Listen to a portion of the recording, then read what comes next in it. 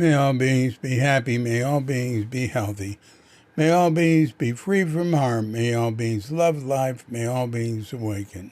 Welcome to another Cuke Audio podcast. I'm DC Poobah of Cuke Audio and Cuke Archives, preserving the legacy of Shunryu Suzuki and those whose past crust is, and anything else that comes to mind. I pray that you and yours are safe and comfortable, free from economic hardship, and able to get out and do whatever it is you want within the limitations of the universal precept of do as little harm as possible. So today is an anything else that comes to mind day, but it's also involved with preserving the legacy of Shunryu Suzuki, and that is to do what we can to try to be good citizens and good beings on the earth, trying to stop us all from going into a cataclysm of climate change. So today we have a guest, Jeff Broadbent, who's been here several times before. Jeff's a sociologist, and he's been focusing on climate change for quite some long time. Jeff's an old Zenny from the San Francisco Zen Center. I met him at Tassara way back around the first when we got it. And he went on to become a sociologist, and he lived in Japan. And I remember he was teaching sociology in Japan in Japanese. And for a long, long time, he has focused on climate change. Some of the earliest posts I have relating to that are him looking at, what feeds into climate denial. And he taught a class in it at University of Minnesota. And he was teaching a lot of other things. I mean, it wasn't the only thing he was doing, but I took note of that back then. So let's just get right into it. Let's just call Jeff up right now.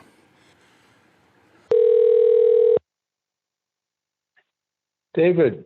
Hey, Jeff. How you doing there? We finally connected here. Yeah. Oh, good. Ta-da. All right. Well, we finally are reunited. Yes, a joyous occasion. Yeah. The last time we talked for a podcast, anyway, we talked about global warming, and I read a paper of yours. Was that we've done it several times, so I'm not sure. But anyway, today what I think would be good to talk about is this recent paper of yours, the purpose of it, and how that relates to the global situation with climate change and the political policy and why the action isn't up to the promises and the language and the decisions. Right. The action's not up to the decisions that are made, because there's a process. There's a political process that stymies it. So how would you state that? Well, in that one particular case of Japan there in 1997, the government promised they would reduce their carbon dioxide emissions by 6%, but they ended up not reducing them by all. 2010, right? Yeah. 2010. 2010. Yeah. 2010. Yeah. Yeah. So your paper, what do we call it? Your paper? I mean, it's going to be a book. Well, Yeah, it's going to be a book. I'm calling it "What Blocks Climate Solutions." What blocks climate solutions? Yeah, That's what good. That's blocks a good climate? name. Yeah. Yeah, well, following your advice, I try to make things more direct. Yeah. Well, I think we're struggling together to do that. when Yeah, because I studied your paper or the manuscript for your book. It seems to me that it needs to be published the way you wrote it for uh, the people who are used to that sort of language and right. that sort of thinking, and because it's very logical and it follows a process of coming to conclusions. It's scientific, and it knows that it scientific stuff. It has to be humble somewhat. It knows that it's the best you can do at the moment with the information you have, and you're ready for other people to do other research and come to other conclusions. Einstein said Yeah, that. He's ready for, yeah, he said, people will come along that show my work doesn't quite answer certain questions in a certain light, and etc. yeah. So, what does block climate solutions? Well, that's the big question, and in that short essay of that title, it's a book proposal. I listed some possibilities. Not that I pretend to comprehend them all, and I'm hoping for other people to put input in there and expand the horizon or the different possibilities of what could be blocking our actions. Well, what did you list? Well, I started off with the most common perception, which is that the fossil fuel companies that make money from mining and selling coal and oil are the ones that put lots of money in and pressure into politics to try to prevent any kind of climate solutions. Right. Into politics, but also into um, public propaganda, so that Yeah, so that a good deal of the public will be on the fossil fuel industry's side, and sometimes some of this, I don't know if propaganda is the right word. Some of this, um, well, I'll just call it propaganda. I don't know what else to call it. Is that's good. it is mis that you were going to say is No, that's a good term for it. yeah, is purposely misleading and not truthful. And, Yeah, you know, it's like in politics, they figure out wedge issues. That, I mean, that's so if you can't get people to vote to let the rich get richer and the poor get poorer, you tell them the other side wants to take away their guns and they're killing babies. Uh, yeah, so, so, right, pardon. exactly. Uh, and uh, so the fossil fuel industry um, has not always been completely upright in their presentations. Wouldn't you agree? Thoroughly, Yeah. thoroughly. Well, all right. Yeah, Now, you said that the common perception, or what people think. I mean, it's what I think. But the way I look at it is like there's an inanimate sort of form of life, which is the money flow, and it people serve it. I mean, so it's not just the evil oil barons. It's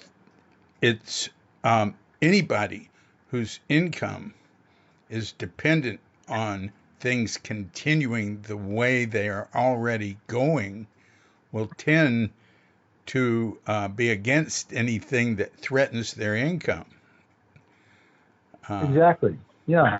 That's So Upton that's Sinclair's bigger. famous quote from, good Lord, almost, 90 years ago or something. Upton Sinclair. Yeah, he said it's hard to convince somebody to support, some issue or some political cause if it's threatening their income.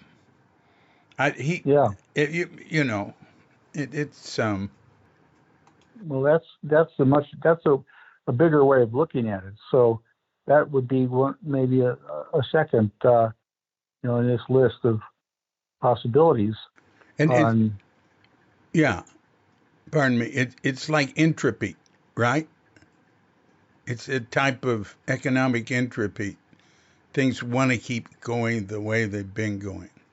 And people want to keep living the way they've been living, and want to improve it. They don't want less, they want more. And we don't want to change the way we're living either. But we have a pretty small footprint, and that's made easy by living here. Yeah. Right. And so many people are not just owners of companies that mine and sell fossil fuels, but they just work for them. They're workers or managers or clerks or, and then some people like driving gasoline fueled cars and they want to keep those going. And, Yeah. Yeah. I found the Upton Sinclair quote. It's difficult to get a man to understand something when his salary depends on his not understanding it. Yeah. That's a good one. I didn't know that was from Upton Sinclair, but I've heard that quote before. Yeah. And so I mean that's another thing, and then another thing is like in this country, in the U.S., I mean we have a lot of people who really, really distrust the government. Mm-hmm. And so anything the government wants to do, they're against. Right. And that attitude, if you have people with that attitude, then it's hard for the government to make programs. Right. And pass policies, Right. Well, I see several ways, several different groups of people right away that don't trust the government. One would be libertarians, and they have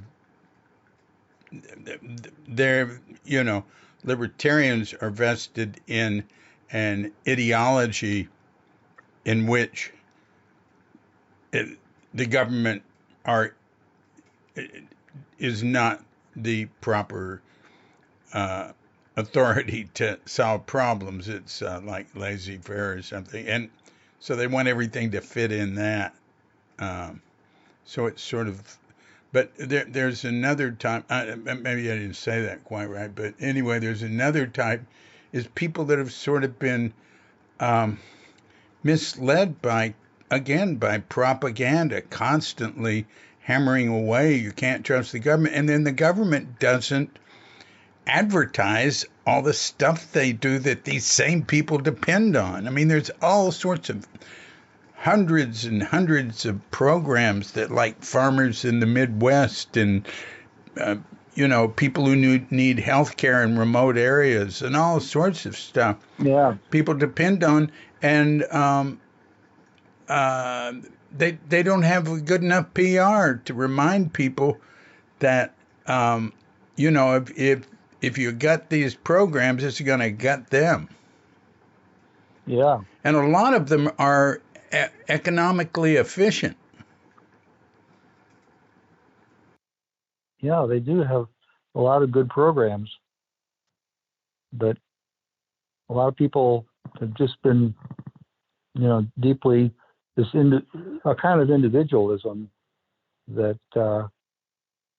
constantly, doesn't want anything that requires a government solution. And climate change is one of those things where, individual recycling and stuff is fine, is good, but got to add to that to change the whole system. You got to have some central policies, like a carbon tax or something, as they call it. Right. And people they don't want that. They don't want a government program. I mean, some certain people feel that way strongly. Yeah. It's hard not to feel that way.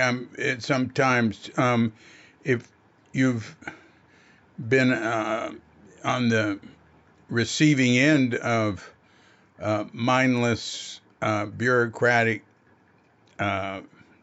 screw ups, and like Bill Maher, who has that program on HBO. He has been complaining for several years about the fact that how difficult it was for him to install solar power in LA. It's just the bureaucratic problems he had. The last I heard, I'm not watching him now. I did, before the election and for a while after it, but he still didn't have it. He couldn't get it. There were building inspectors, there were fees. He was paying an enormous amount of money to try to do the right thing. It was ridiculous. If it's he talks about how the Democrats screwed themselves, like in California, by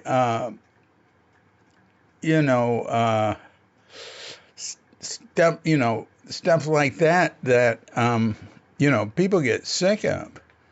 So there's good government programs and there's bad government programs, and you have to always be making an effort to clean it up and make it more efficient. I worked for state government, the California Conservation Corps, and I saw that the bureaucrats were very sincere and wanted to do a good job and wanted it to be efficient and helpful to the public.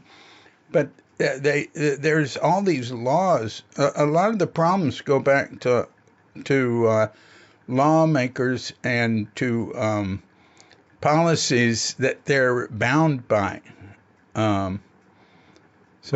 Bureaucracy is difficult. It's difficult to create a bureaucracy that's efficient. They tend to, Ivan Illich said, all institutions inevitably come to thwart the purpose for which they were founded.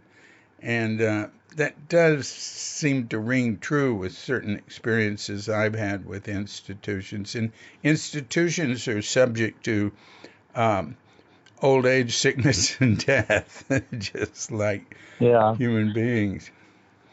So it's a constant struggle to make things work. So we're talking about the struggle really to save the human race and animals and plants from just unbelievable catastrophe. When we know that the processes that are there to deal with problems don't seem to be able to handle it. Yeah. Well, I don't know. I mean, sometimes institutions work pretty well, and sometimes they don't. But they're not even like in the United States at the present time. The politics are such that they're not even being given a chance to be set up and work on a national scale. Right. Like current President Biden's Green New Deal climate change plans. Mm-hmm. He was going to try to dish out financial incentives to power companies to help them and encourage them to change over to wind and solar. Mm-hmm.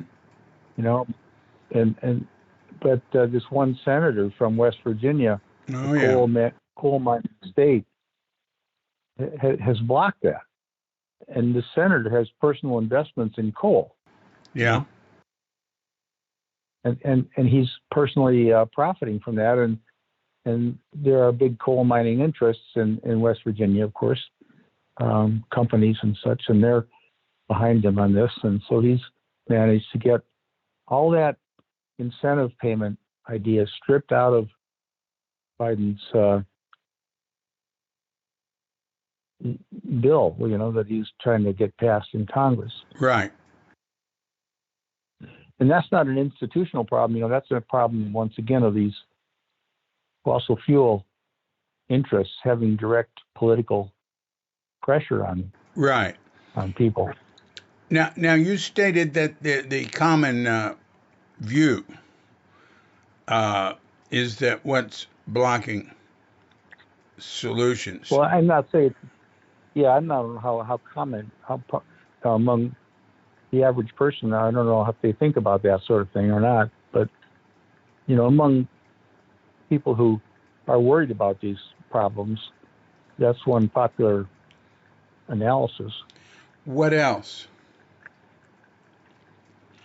Well, like we were saying, the individualism and distrust of government to an extreme extent, and also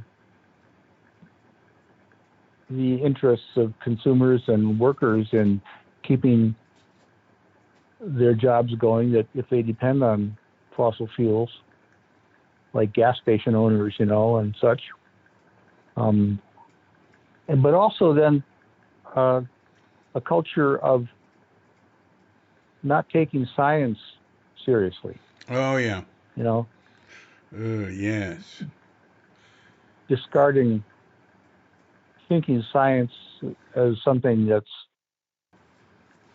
not trustworthy, and you should rather put your trust in something else, even when it comes to scientific matters like climate change or physics of something, or, electronics, whatever. I don't know. Just put your faith in religion or luck or fate or something. Mm-hmm.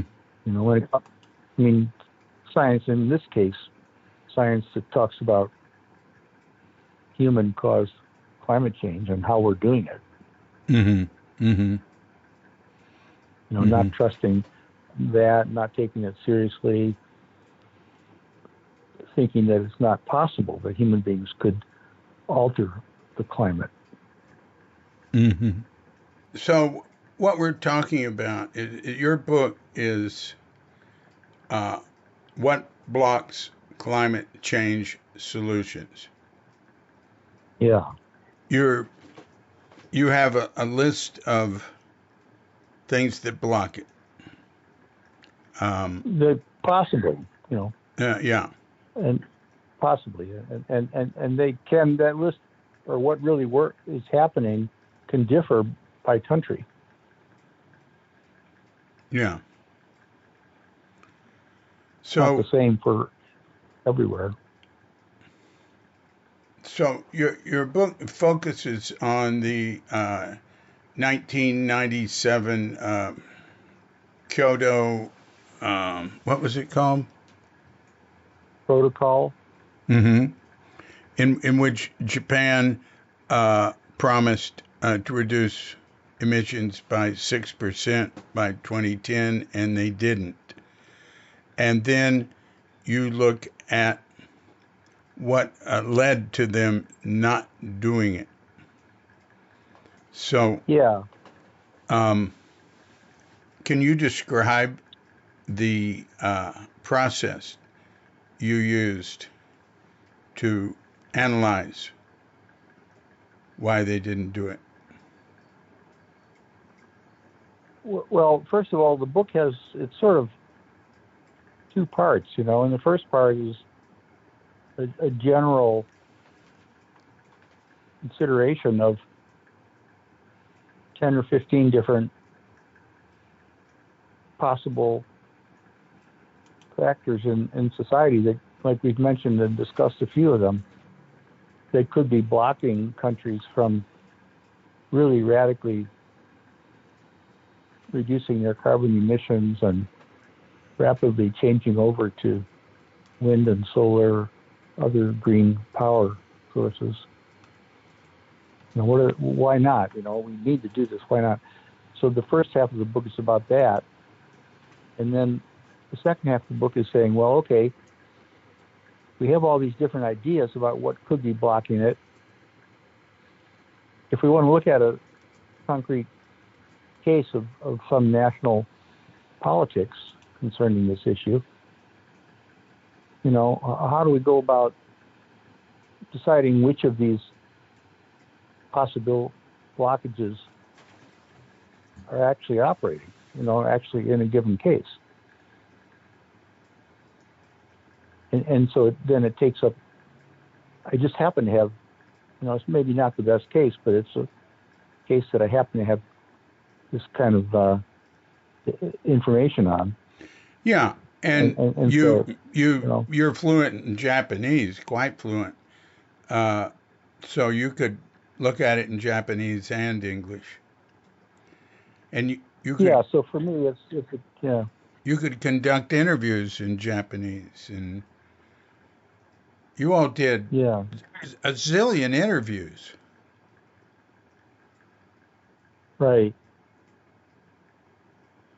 Like you talk you you looked at 161 different organizations that were involved in making the decision, something like that.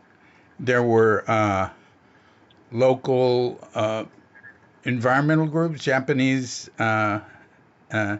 environmental and groups and NGOs. There were international. There were government departments. There were uh, you know the electric companies. The well, the most important ones were the MITI. The can you remind me what MITI is? It means the Ministry of International Trade and Industry. Yeah. So basically, the Japanese Economic Affairs Ministry. Yeah. So there was this whole process. Oh, and the United Nations was an extremely everybody thought the most influential party in the discussions was the United Nations, and right, and you had a very high opinion of the science coming from and the assistance coming from the United Nations. They have no enforcement arm, so they have to put everything into trying to be convincing. Yeah. Uh, Convincing and morally persuasive. Right. And you asked all the parties what did they think were the most influential members of this all these different departments and organizations in coming to the decision. And what I remember is the the perception they had of what was most influential, and what your research determined was actually the most influential, were different. Isn't that true? That's true. Yeah. Can you describe that? Yeah. Well, we had a list, as you said, of 161 organizations of all sorts. And, the political world is created by a big swirl of all these organizations talking to each other and influencing each other, putting pressure on politics and trying to get the authorities to make certain decisions that they like. And that's kind of the same in any, uh, you know, industrialized market democracy Mm-hmm. with lots of organizations involved.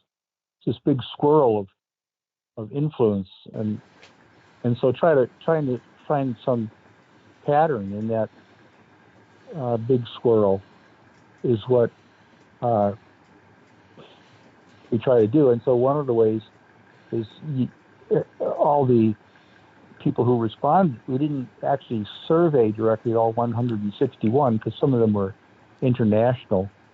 So we surveyed about 128, or tried to, and not all of those would respond, but we did manage to get about 100 of them to respond. And so of those, we had them check off the respondents.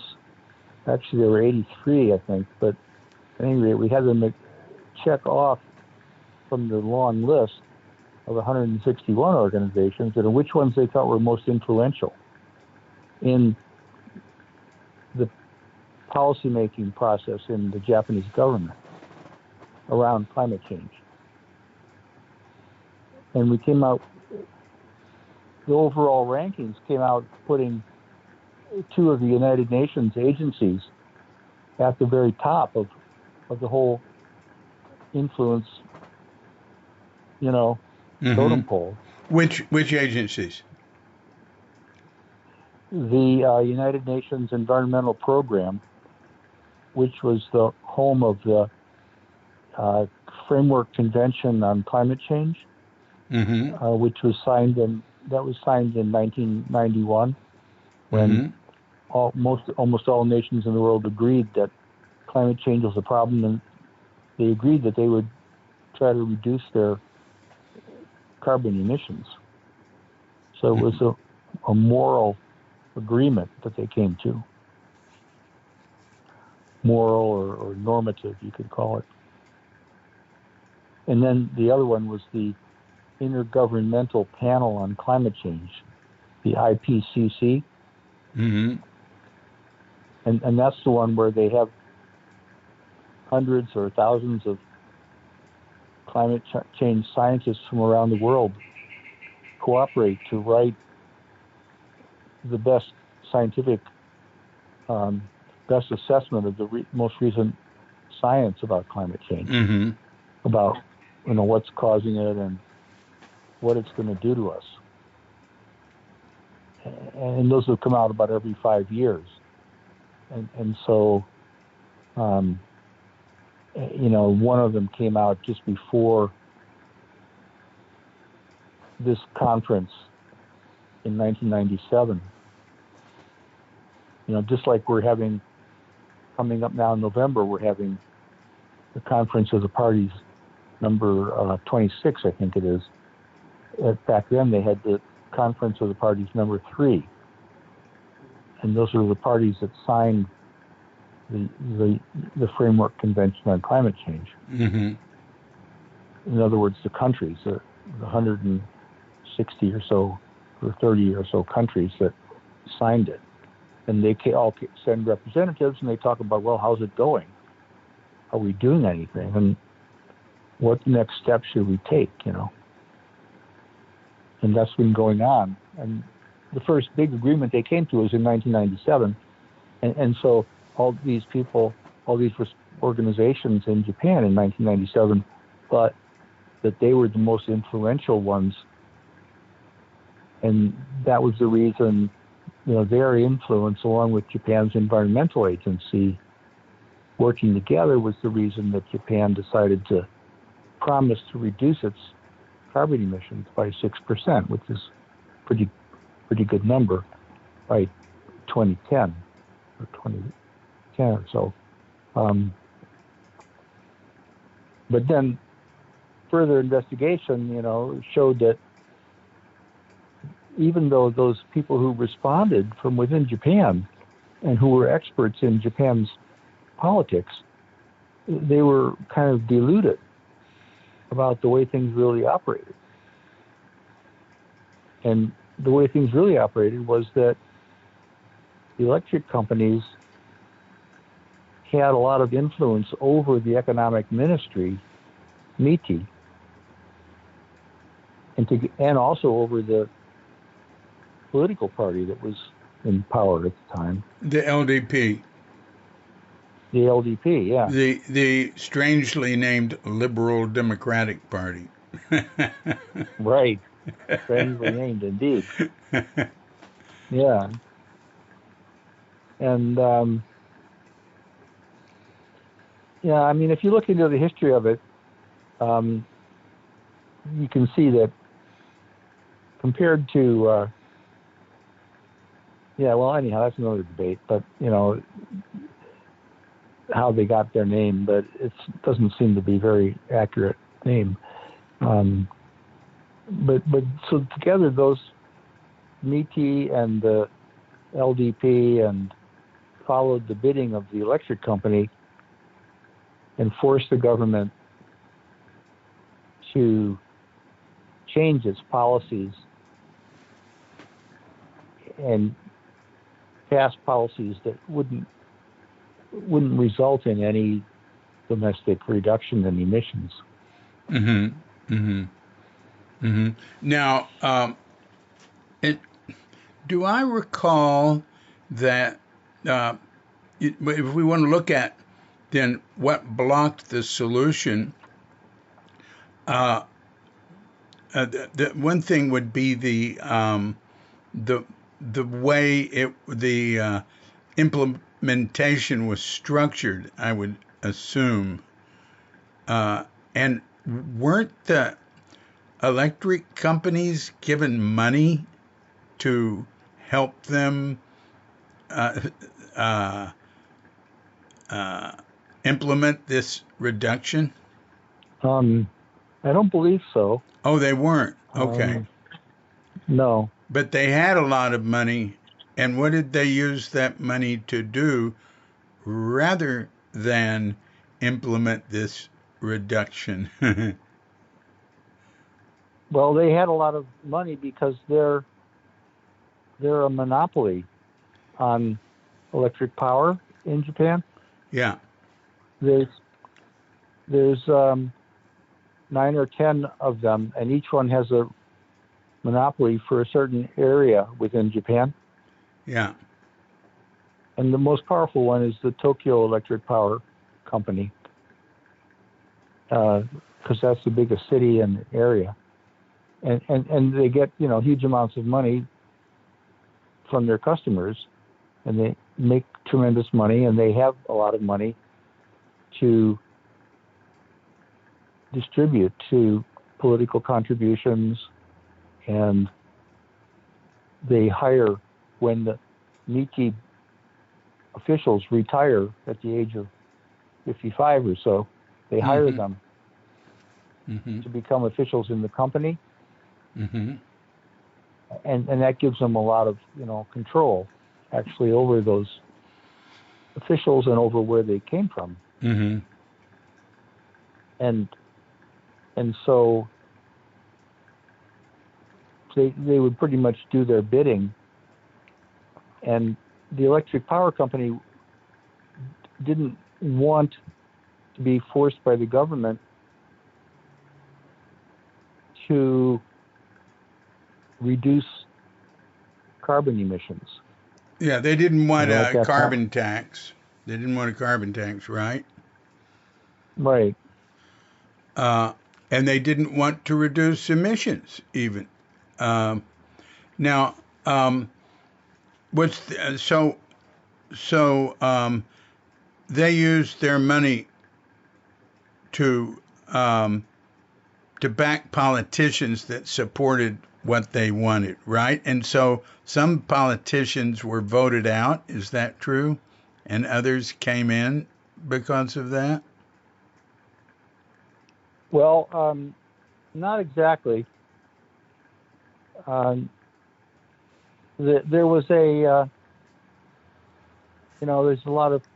there's hundreds of politicians in the National Congress, of course, and Mm-hmm. the majority of them belong to this LDP, and there are different factions or groupings within those politicians. And for a while, at the beginning of the process, there was a big faction, and they were led by the prime minister, and he wanted Japan to pass a carbon tax and to reduce its carbon emissions. But then there was this big political scandal where one of the major figures in the prime minister's faction was convicted of bribery, and the prime minister and his faction fell out of public favor and kind of disintegrated, Mm-hmm. and and that left this political space open for the other faction, which supported the electric company, to take over. So, and to me, this is very important. This is a very important factor in what happened because it it looks like if that political scandal hadn't have happened, there's a good chance Japan would have implemented that 6% reduction, or there would have been a much better chance for it. Uh, Agreed? Agreed. So we can't just say that, you can look at this very easily and say, money controls everything, the rich control everything, powers can, but it wouldn't Yeah, necessarily have been that way if there hadn't been that scandal. So that sort of screws up an easy answer. it does indeed. Yeah, To it me, screws up an easy that, answer. that's a central factor in this whole story. Uh, Yeah. wow. Uh, yeah.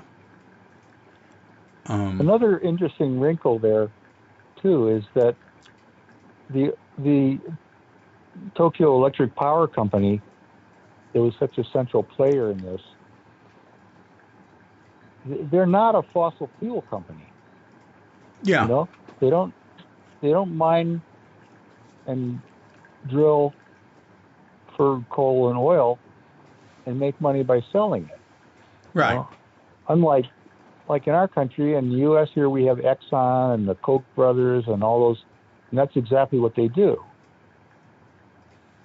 But in Japan, Japan doesn't have any coal or oil really to speak of, and they import it all. Yeah. You know, so in terms of wanting to make money from selling coal and oil, that's not their motive. That's not the motive of the electric power companies. Well, so what's their motive?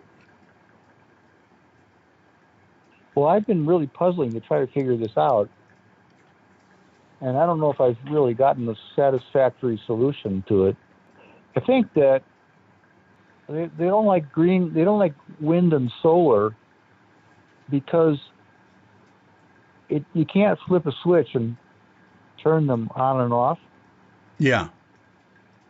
They're not located in one central place. Yeah. They're all over the place. Yeah. They might have done studies that show that wind and solar will help to decentralize energy production and reduce their importance. Yeah, but from the standpoint of a monopoly power company, that's not too beneficial or something that they'd like to have done. Mm-hmm. But couldn't they just get a monopoly on wind and solar too? Well, yeah, maybe they could. But that might be hard to But that, do. That might be hard to do. Yeah. well, it's harder than having it all centralized in one place, Yeah. like some Yeah. central power plants. So anyway, it seems they don't want to reduce emissions because they think they might make less money because people would use less power because it would become more expensive, or they just don't want change because it's unsure what will happen and didn't want to mess with it. Yeah, possibly. Yeah, I don't claim to have a complete understanding of their motives. All right. Well, let's take it to you. You analyzed Japan, Germany, and America. Now, that you don't necessarily lose out if you reduce emissions, right? I mean, Right. Well, like for the for TEPCO, the Tokyo Electric Power Company, they were happy to switch over to nuclear oh yeah, right. from coal, and that reduced emissions. But people are don't trust nuclear. Of course, the Fukushima plant was from the very start. There were warnings about its problems with its generators and stuff, right? Right. So there are advocates of nuclear power to reduce emissions that have much that are offering much better arguments than if people just think Fukushima's an example. There are now there are nuclear plants that can be built that are smaller, more efficient, much less likely to have an accident, etc. So there are some people like Stuart Brand who have who think we should go nuclear right away as much as possible. Yeah. Yeah. What do you think about that? Well, I was long anti-nuclear because of the problems of radioactive leakage and where do you store the waste, nuclear radioactive waste, and those kinds of issues. But seeing that even with Fukushima, only a couple people were actually died as a result of it. Well, And it did, no, wait a minute. You mean died right away? Yeah, right away. Because there's the what's his name? The nuclear researcher that was at UC Med Center, the radiation researcher, John. Oh, yeah. I knew him, and I usually can remember his name. Anyway, he showed that there's one death for every 200 rads over a period of 30 years. And he estimated that 2 million people would die from Chernobyl in a 30-year period. And his research and conclusions on low-level radiation became, the standard way of looking at it. And his research helped to stop a lot of the Pentagon war planning, because they were working on one death for every 10,000 rads, so they could have these giant nuclear wars that everybody didn't die in. But well, what's the estimate of the deaths from I don't know. Fukushima then? I don't know. I don't know if that's been done, but I do know some people that have been involved with anti-nuclear work in Japan. I know one of the engineers on the original Fukushima who spent years warning about it, and he doesn't talk to the media anymore, but he's still there. If you ever want to talk to him, he'd be a really interesting person. I stayed with him last time I was in Tokyo. He's moved away from Tokyo, but very interesting guy. Oh, yeah. Well, I don't know how many have died from radiation poisoning as a result of Fukushima, but just in terms of my thinking has changed, at least in that.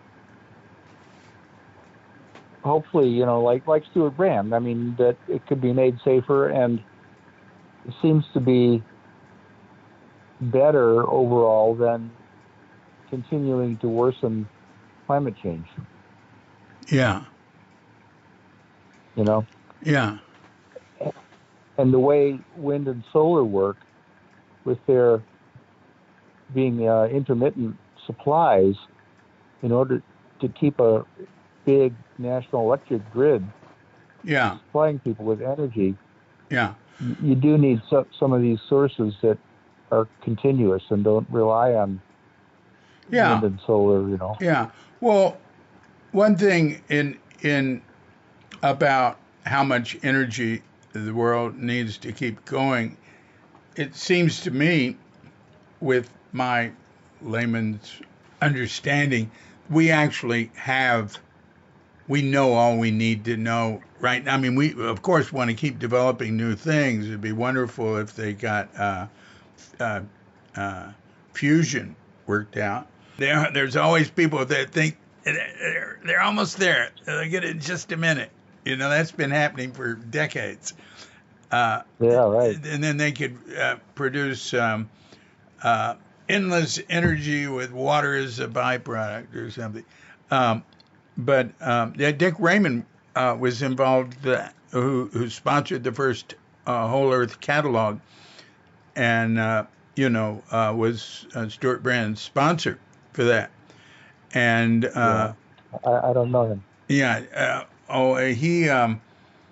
He was involved not as a scientist, but as a supporter, and I don't know quite what. And he was living in Portland, and he always, I stayed with him in Portland 20 years ago, 25 years ago. He always was saying they're right on the edge of having nuclear fusion that works. Yeah.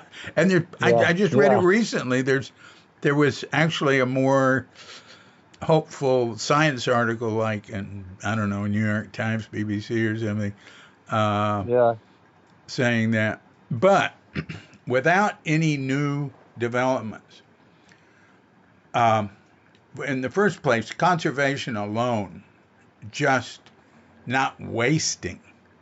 If you just cut out wasted energy, if I don't know, there's all sorts of things that can be done with the present technology that is very hard right. to Yeah. do.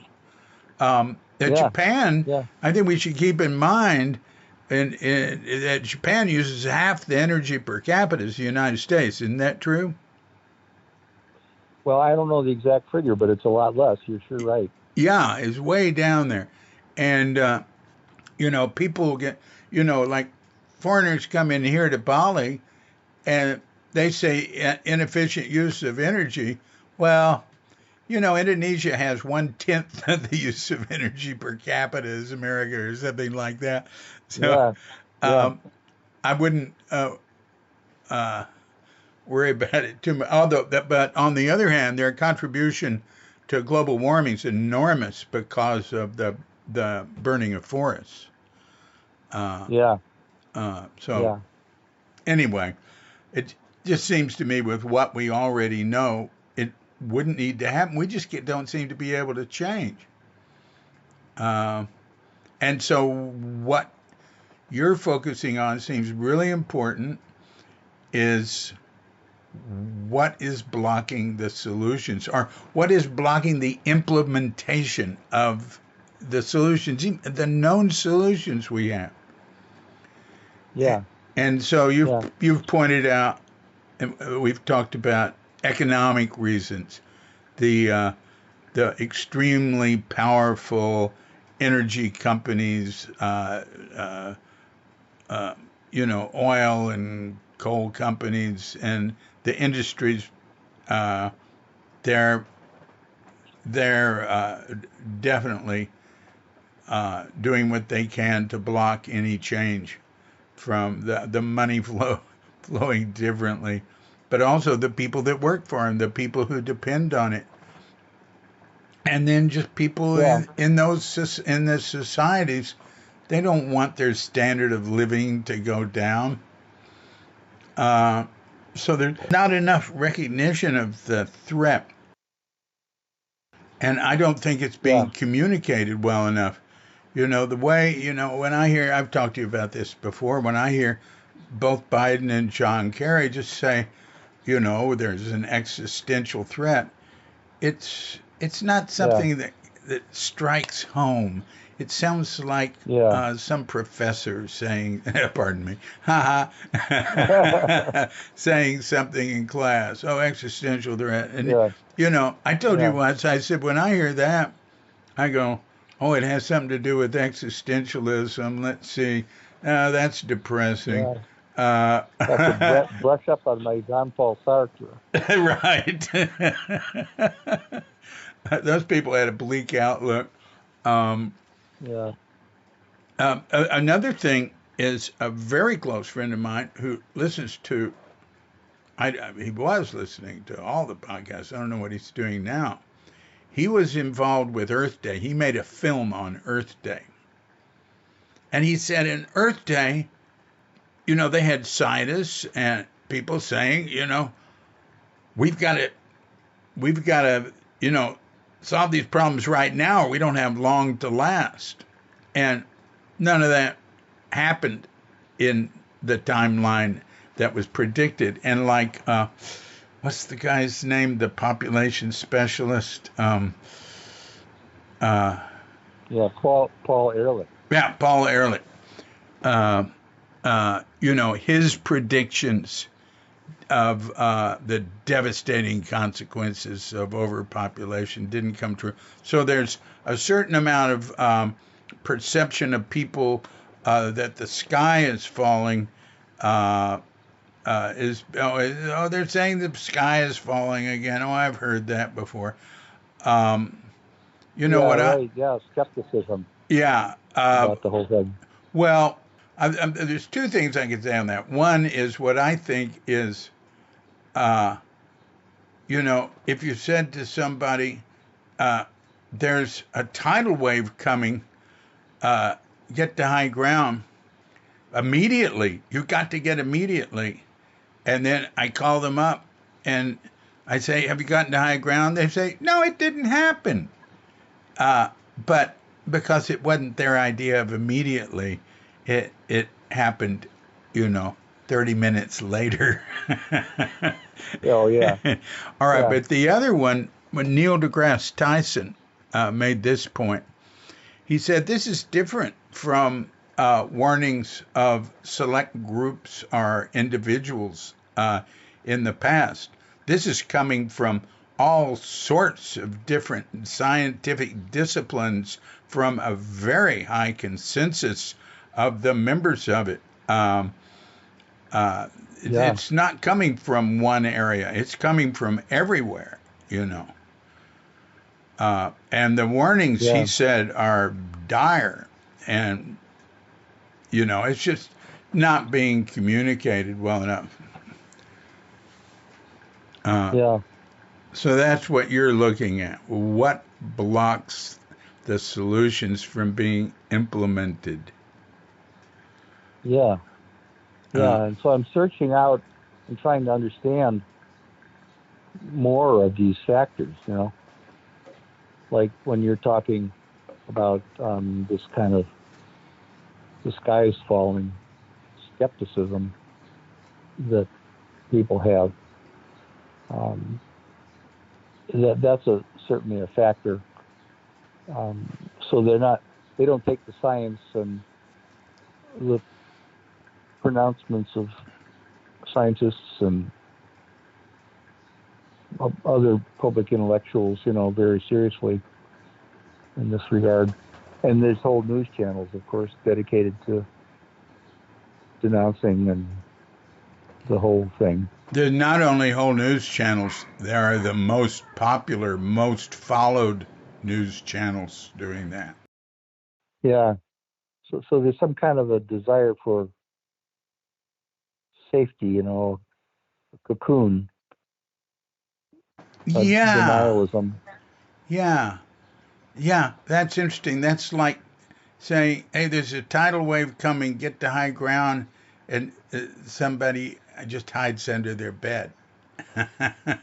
Yeah. Yeah. Well, that's one reaction. Yeah. Yeah. Uh, hmm. Well, I post periodically, maybe once every few years, and I've been saying this for a while, that I don't think that democracy is going to work to solve this because people will vote for. Now, it's not only the companies that want short-term profit; it's the shareholders, it's the workers. People, I mean, except for some Europeans, I think the Japanese are perfectly capable of sacrificing if they really understand it. Because if there's any country that can march together to do something, it's Japan. Do you agree? Yeah. Yeah. I think so. Yeah. Um, I'm worried about democracy. You know, people can just come in, they can say, hey, this is really bad. Like Reagan, came in and said Carter was being too pessimistic, right? Carter was Yeah. was warning about problems coming ahead, and Reagan came in and said, you know, uh, let's be a city, with positive messages. Let's be a shining city on a Yeah. hill. He also said Yeah. there's nothing more frightening or something like this than somebody saying, "I'm from the government and I've come to help you." Uh, Exactly. Yeah. Yeah. so, Yeah. And he said that the problem.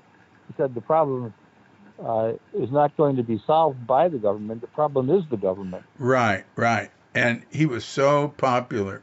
Um, uh, Yeah. and, Yeah. So we have that real strong background in our culture. yeah, the perception of him to me and the reality are very, very different. Like, I knew Alan Post, who was the legislative analyst for California because family connection.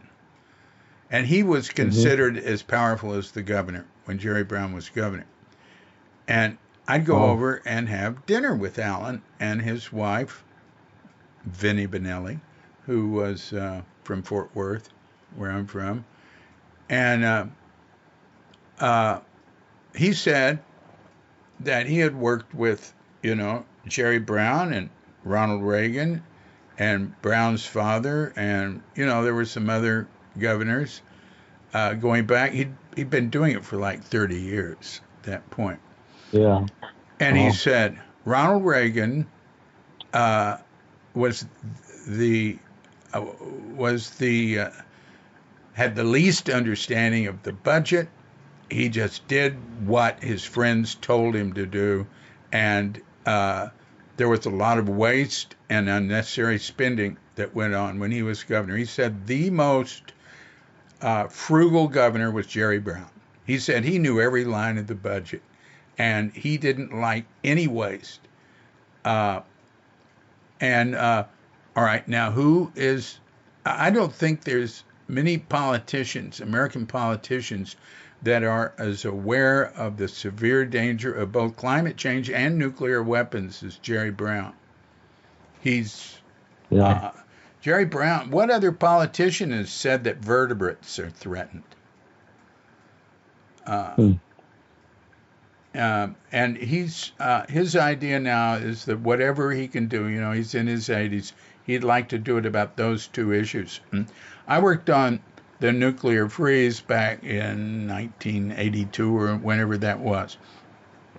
And, because some stuff happened with the nuclear freeze, people felt, and Reagan went on to make a very important deal with Gorbachev. That was very important in reducing the risk of nuclear war, especially accidental nuclear war between the U.S. and Russia, which was the number one big threat. It wasn't the most likely one. The most likely one has always been considered between India and Pakistan, but it would be on a smaller scale. The United States and Russia have ridiculous numbers of nuclear weapons on hair trigger alert. Now, people don't think that's still a problem. It's still as dangerous now as it ever was, and some people say it's more dangerous. We have almost had accidental nuclear war a number of times. There was one time just that a Russian submarine got the message to fire their missiles. It was a mistake. And the captain, it took more than one person to do it. The captain refused to do it. He said, I don't believe it. I think it's a mistake. I mean, there's things like that. Yeltsin was awakened one night being told that Russia was under attack by American missiles. And of course, he was drunk. He was like totally drunk, but he was clear enough to say, no, it's an accident. I don't believe it. And it was an accident. It was something coming from Norway or something by accident. We're right on the edge of accidental nuclear war all the time, and we don't take it seriously. So there's not just the climate change threat, although it's the one that is moving inexorably forward. Yeah. The others are sort of a matter of chance, like being in Las Vegas. Yeah. And Neil deGrasse Tyson talked about another one, and that is a strike from a meteor or asteroid. Now, my former father-in-law, Rusty Schweikart, Apollo 9 astronaut, he spent decades working on trying to get not just America, but the world to scan and monitor the skies well enough to know of anything whose orbit. Everything's in an orbit. I didn't realize that until he explained it. The orbit of the trajectory of something, if we need to know, like if we could know 30 years in advance, we could deal with it with present technology. With just landing something on it, it just taps it a little and can change it. So, and there's other solutions, not blowing them up. And blowing them up is not one of them. Also on nuclear power, he was Jerry Brown's spokesman against nuclear power. But he made clear he was just speaking about how it is implemented at that time. He said NASA, in the space program, they approached it this way. What Yeah. can go wrong? Okay, what do we do if that goes wrong? All right. Yeah. What can go wrong with what we do if that goes wrong? It was just looking at every possible thing that could go wrong constantly. He said the nuclear power was developed with the idea of nothing can go wrong. So he said, it's not impossible. We can build much more efficient nuclear power plants, which with our smaller ones but that we just don't have that yet. So Yeah. that was his Yeah. point on that. Yeah. So Yeah. what about Germany? How is Germany Well, done? I mean, there's so many different factors involved here, but Germany's done a lot better than Japan, certainly in terms of converting, 30% or more of its electrical energy to wind and solar. But the problem is that about 60% of its energy sourcing is coming from coal and from dirty coal, which they mine there. And they're working to bring that down, but they've got themselves in a box because they canceled out all their nuclear power. Mm-hmm. And so ironically, they're buying gas shipments from Russia to power their economy, which produce carbon emissions when you burn them. Yeah, but gas But is much better than. Brown was criticized for supporting a certain amount of fracking and gas, but he was just reducing. He was in favor of reducing emissions, at least temporarily, until that can be replaced. yeah, right, yeah. Well, that's one way to think about it. But that Germany had to overcome the objections of its electrical power companies in order to pass its policies, which enabled the fast spread of wind and solar power in Germany. Mm-hmm. So they had to do what Japan could not do, but they were able to do that, and they're reducing their coal usage also. So they were, when you say they were able to do that, they were able to do what specifically? Well, they passed a policy where anybody who built a solar rooftop or a wind turbine and started making power could feed it back into the national electric grid. Oh yeah, what's that called? Not cogeneration, but it's called the feed-in tariff. Oh, it's not cogeneration, huh? It's called No, what? It's called cogeneration. what? Feed-in tariff. Huh.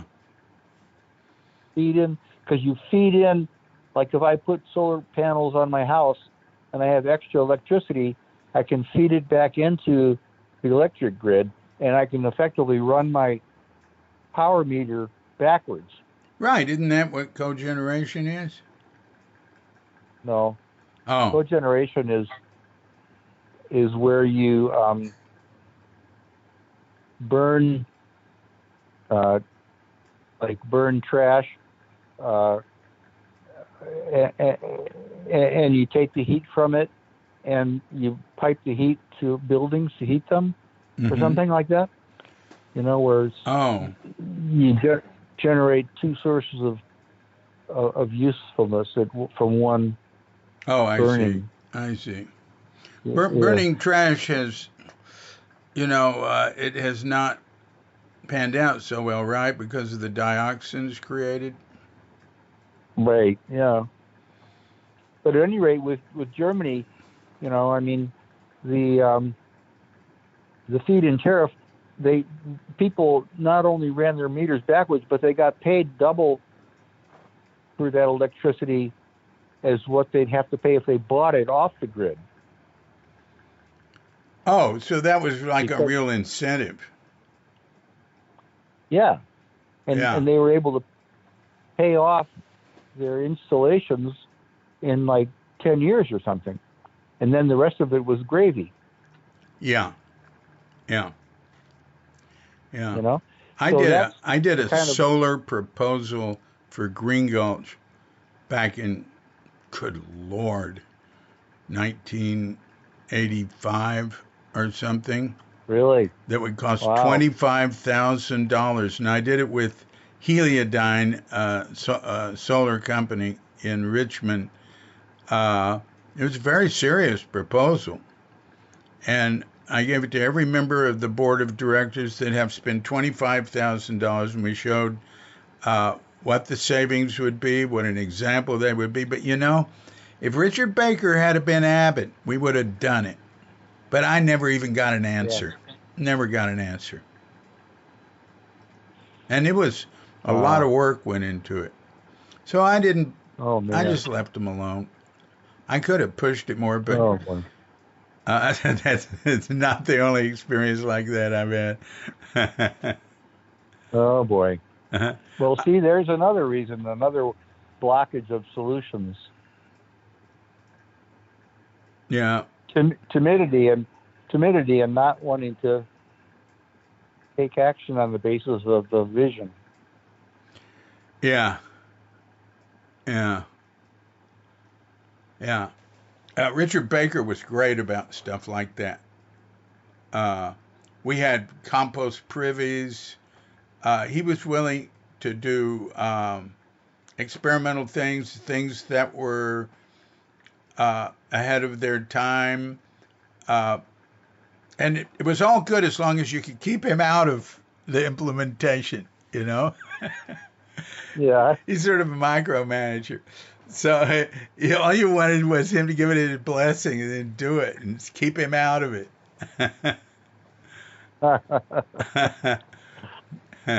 Don't tell him I said Well, that. I won't. I'm not in contact with him anyhow. But Yeah, I am. um, Uh, oh, you are. yeah. Well, people have their. He has some really great functions in starting things and being visionary, right? And Yeah. if you look at it worldwide, what would help unblock the solutions?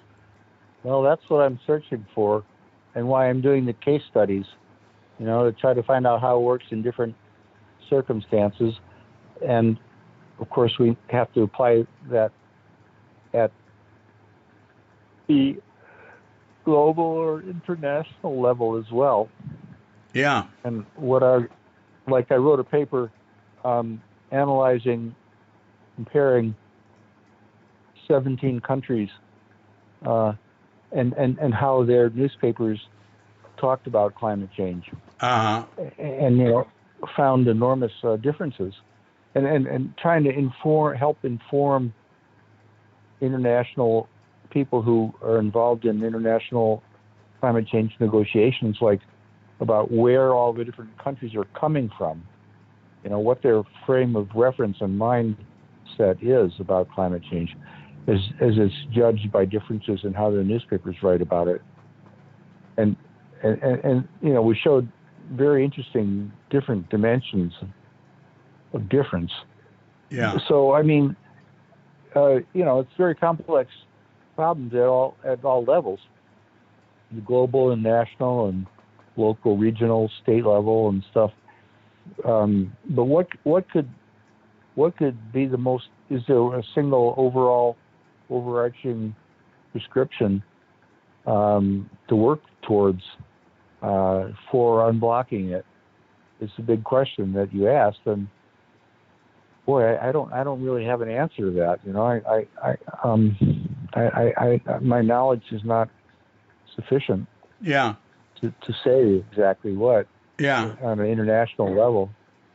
Well, earlier I think I started to say this because I can remember I said every few years I post something, which is my solution is a global military coup that just implements what needs to be implemented, you know, using science and just making the changes that have to be made, forcing it on the world. I don't see the world deciding to do it. Uh, but, Yeah. I used to think occasionally, I wonder if someday, they'll come say, hey, this is treason. You want to overthrow the Yeah. United States. But I don't worry about that anymore because we had basically a whole political party try to overthrow the U.S. government. I mean, it's blamed on one person, but uh, and with no consequences. So, of course, there would be no consequences if I argued for that. Yeah. Well, But it came pretty close though. yeah, yeah, yeah, they did. Well, they're still close. They're still close. The United States is now, by these some organization that rates democracies, uh, Yeah. a seriously threatened democracy. I can hear Katrinka. Um, in while I was working on the nuclear freeze, I developed I wrote like 50 songs about the threat of nuclear weapons from all sorts of different points of view, and ended up making a single. And the single had Freeze Please on one side, supporting the nuclear freeze, and on the other side, it had World Suicide, which is a really dark, uh, like super hardcore rock and roll piece, uh, where uh, it's coming from the World Suicide Club, uh, dedicated to global thermonuclear war and the elimination of all higher forms of life. And Oh my God. yeah, I had a newspaper, T-shirts, bumpers. That caught on. I had people with. I remember a woman coming to me. I had a peace table and Sausalito. She said, "I need more of your materials." I said, "Yeah, really?"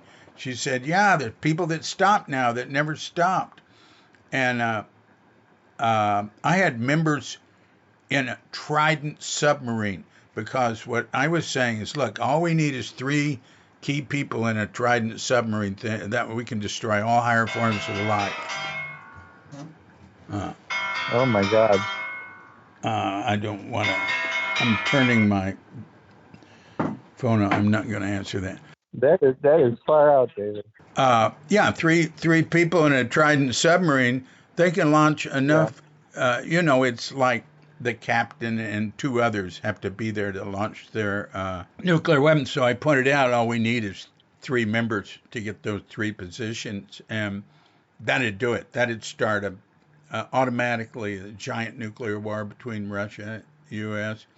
And the position of the World Suicide Club was that it's inevitable, it's going to happen, and you can't stop it. And that really hit a nerve. And that's the position I take in the latest song I just did now. We're on the way to Venus. Uh, Oh yeah. You mean in terms of carbon dioxide concentration? yeah, yeah.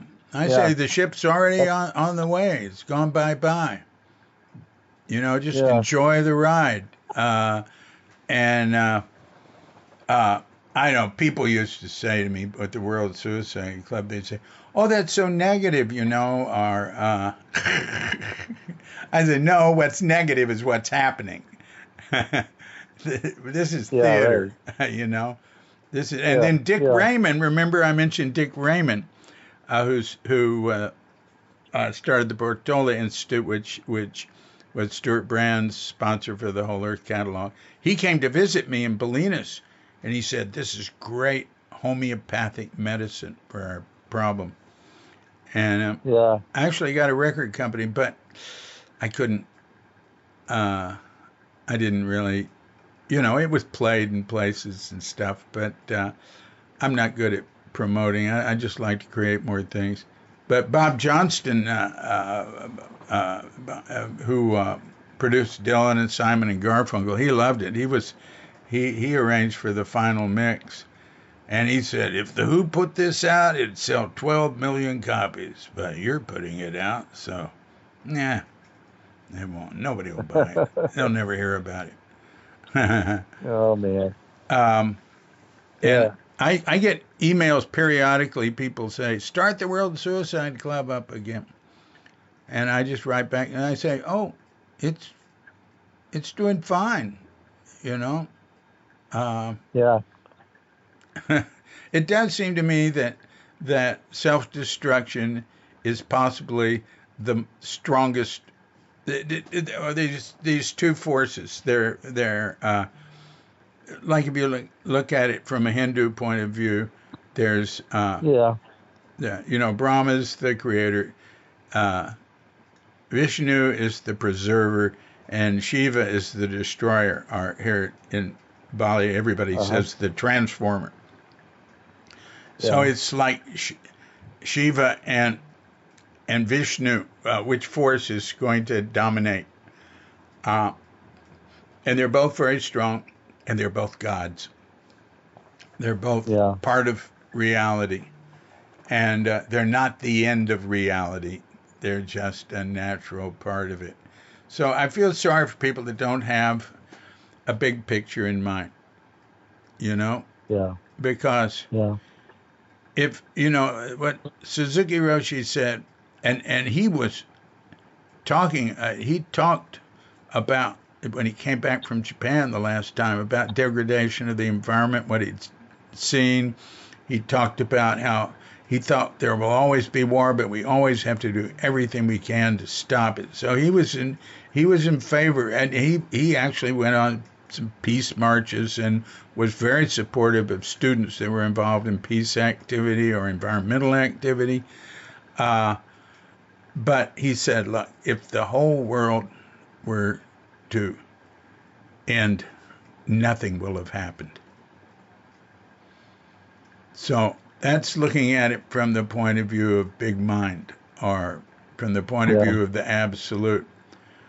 But uh-huh, um, uh, the uh, to avoid doing everything possible to reduce suffering, to do as little harm as possible, to take care of our uh, dream environment. Uh, there's no excuse for not doing as much as we can. And well, on your Hindu thing, um, with Brahma and Shiva, uh, it's parallel to what Freud said about in civilization and its discontents. His essay on that, and he talks about Thanatos and Eros. The death wish and the life uh huh, sensual life wish, ah, and how human beings as being forced to conform to strictures of civilization and social pressure uh, bear a constant resentment against that, you know, and there's mm, this internal grudge and anger mm, against that, which mm. which can which can lead to a death wish, or a Yeah, destructive wish. yeah, So I mean, we can't assume that everybody, even you know, would be concerned if they knew that the world was going to be destroyed.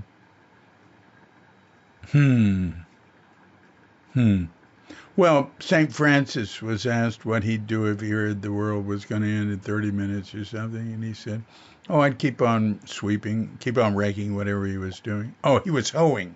I think he was hoeing in his garden. He said, "I'd just keep on hoeing." Oh, wow. Yeah. I like the image from On the Beach.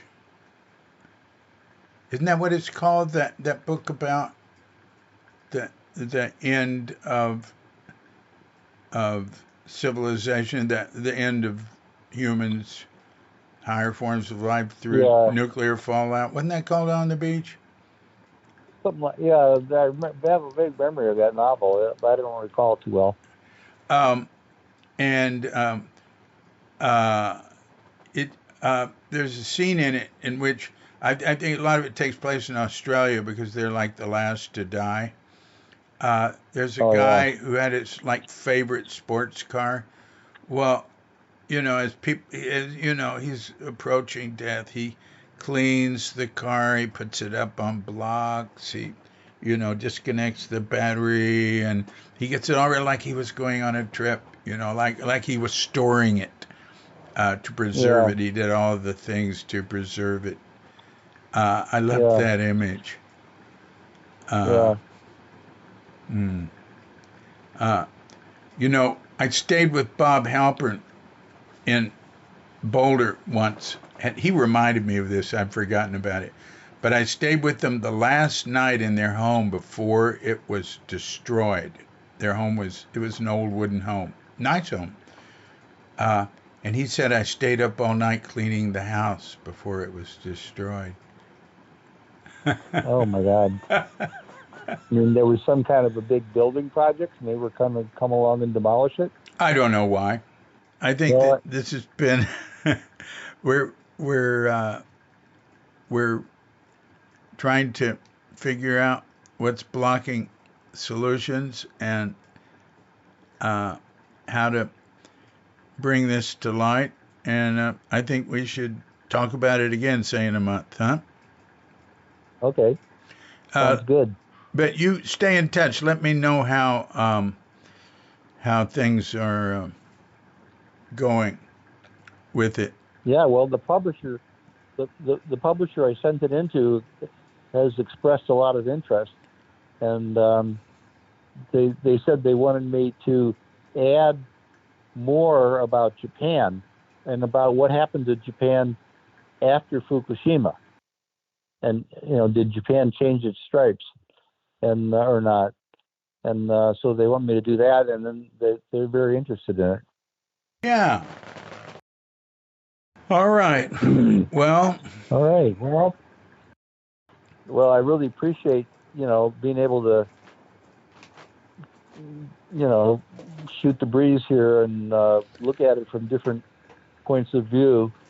yeah. And I appreciate your points of view a lot, and I really it's very encouraging me to be able to talk around about it with you, and Yeah. Yeah. um, I Yeah. appreciate it a lot. Yeah. Well, I think the human race should be devoted to preserving as much as possible. Uh, and doing as little harm as possible. And whatever we can do to encourage that would be good. Yeah, So we'll do what we can. Uh, yeah. yeah. Okay. Okay, well, very good. Well, thanks a lot, David. Yeah. Take care. Great to talk to you. Yeah. You too. Take Bye care. Yeah. bye. Best wishes. Bye. Yeah. So thank you very much, Jeff Broadbent. Good luck with your upcoming book, What Blocks Climate Change Solutions. And good luck to us in talking about it and trying to figure out a way to talk about it that really is useful. We're trying. And so this has been a Cuke Audio Podcast. I'm DC Puba of Cuke Audio and Cuke Archives, coming to you from sleepy Sonora with Doghead Bandita, Feline Cuchita, and dear lovely Katrinka. And we're wishing you and yours and all of us a grand awakening.